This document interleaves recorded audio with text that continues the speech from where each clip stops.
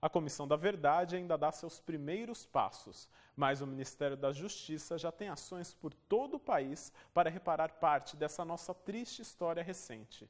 Aqui em Bauru, casos de presos políticos da ditadura militar foram julgados pela Comissão de Anistia.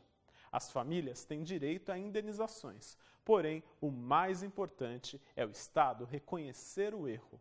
O documento do DOPS denominado... José Carlos tinha apenas 4 anos de idade em 1964, período em que o Brasil vivia sob a ditadura militar.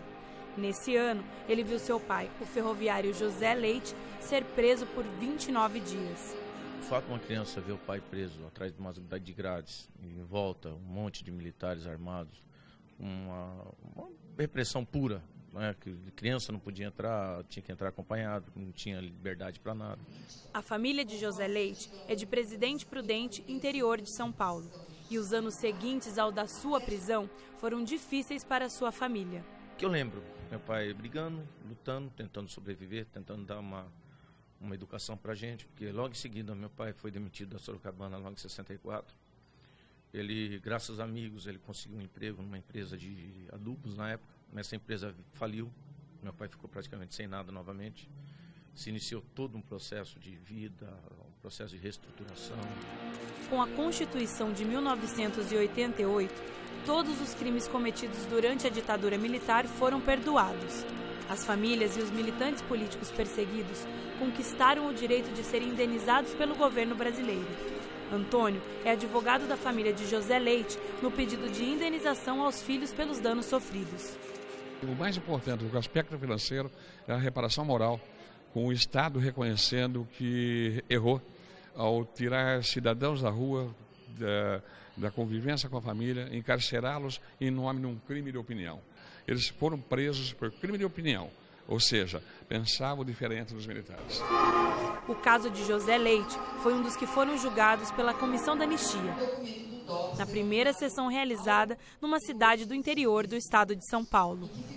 Em Bauru, nós estamos examinando o prejuízo de pessoas que foram presas, perseguidas, sequestradas, torturadas. Esse foi um erro, um atraso muito grande que o nosso país sofreu, um problema de memória também muito grande, já que nós não tivemos acesso a essas informações e poderíamos imaginar que um vizinho, um parente que tivesse sido preso, intitulado de subversivo, que fosse uma pessoa nociva, quando na verdade ele estava lutando para restaurar aquele direito nosso de liberdade, direito de justiça e mais de eleger os nossos governantes.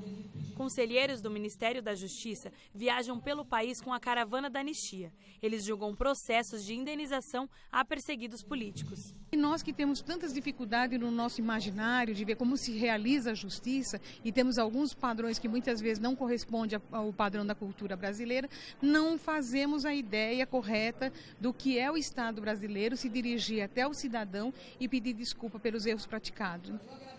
Zuleide é a esposa do ferroviário Arcôncio Pereira. Ele morou em Bauru desde a década de 30 até a sua morte em abril deste ano. Ele foi preso 4 vezes na cidade durante a ditadura. Perdeu o emprego, mas nunca desistiu da luta. O caso dele também foi julgado pela comissão.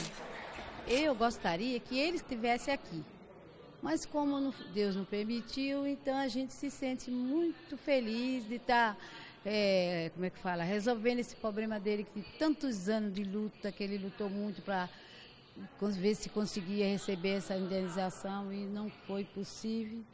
Eu me sinto assim feliz. Ainda que muitos anos tenham se passado, essas famílias ainda se emocionam ao reviver a história.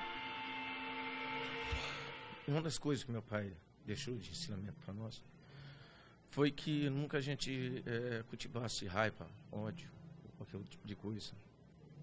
Que ele falava que o direito de justiça estava lá em cima.